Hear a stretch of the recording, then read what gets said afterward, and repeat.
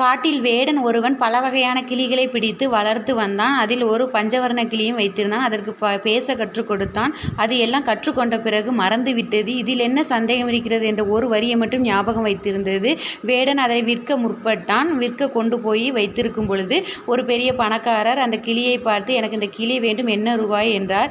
2000 ரூபாய் என்றார். இது அதிகமாக இருக்கிறது என்றார். இல்லை, இது பல வகையான கிளிகளில் இது வித்தியாசமானது, இது பேசும் கிளி அப்படின்னா, உடனே அந்த பணக்காரர் அதிடம் பேசி பார்த்தார். உனக்கு பேச தெரியுமா கிளி என்றார். இதில் என்ன சந்தேகம் இருக்கிறது என்றது. உடனே சந்தோஷத்தோடு 2000 ரூபாய் கொடுத்து வீட்டிற்கு எடுத்து சென்றான்.